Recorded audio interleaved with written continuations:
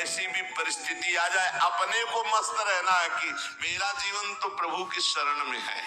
चाहे भारी अपमान हो या दुख हो या विपत्ति हो या सुख हो सम्मान हो, ये प्रभु को जीवन समर्पित है, जैसे चाहे वैसे। यहाँ शरणागत को बुखार आ जाए या कोई भी कष्ट हो जाए तो उसको अपनी शरणागति पे संशय। बुखार क्यों? भगवान की शरण में बुखार। स्वास्थ्य जरा सा बिगड़ गया, परिवार का जरा सा भी संकट कुछ ऐसा आ गया तो बोले श्रद्धा नहीं रह गई। ये शरणागति नहीं, ये बाजारू दुकानदार है, ये शरणागत नहीं।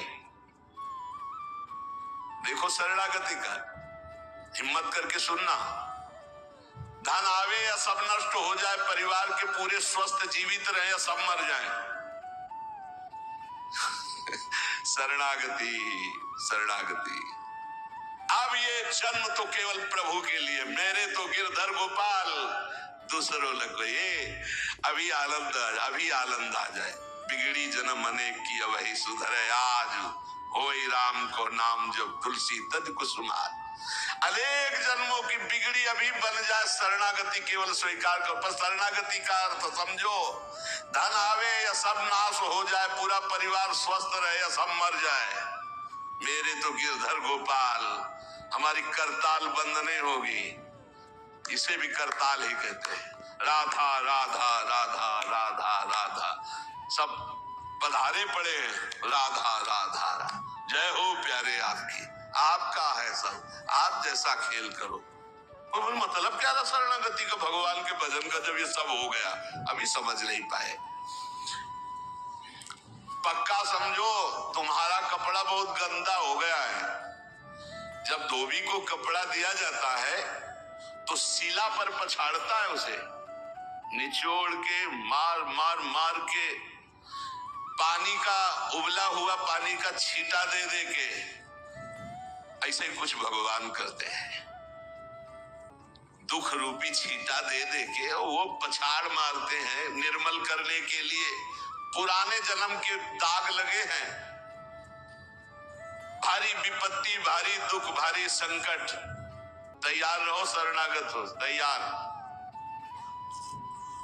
शरणागत भक्त को उस समय आनंद की अनुभूति होती है जब भगवान पछाड़ लगवाते हैं निर्मल करने के लिए, जैसे कपड़ा की पछाड़।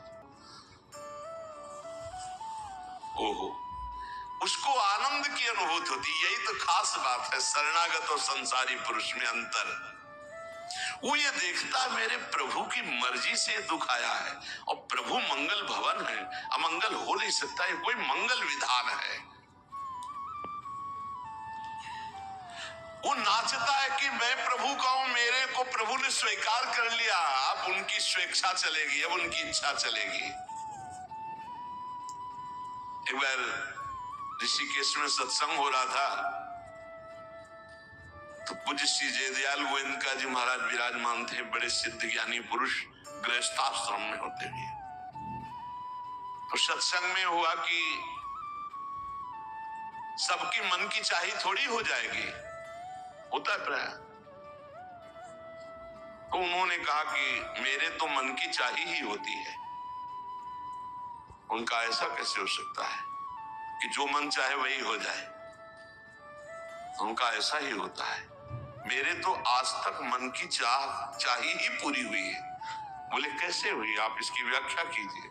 तो उनका मैंने मन और चाह दोनों हरि को दे दी, तो अब जो होता हरि की इच्छा से होता है, मुझे कोई परेशानी ही नहीं। हर इच्छा उनकी, हमारी उनकी, कोई अंतर नहीं है। श्रीमद चतुरासी जी, जोई जोई प्यारो करे सोई मोहि भाई। ये शरणागत का उन्होंने कहा हर हमारी मनचाही होती। क्यों? क्योंकि मन और चाह दोनों हरि को दे दी। अब जो हरि कर रहे वही जोई जोई प्यारो करे सोई मोहि भावे। ये केवल कह लेने की बात नहीं, जोई जोई प्यारो करे सोई मोहि भावे। जब प्यारे करें और तुम्हें भावे वैसा, तब तो बात समझ में आवे। मेरा सब कुछ स्वीकार कर लिया, अब स्वतंत्र होके खेलो प्रभु। अब आपके लिए हमारी कोई शिकवा शिकायत नहीं।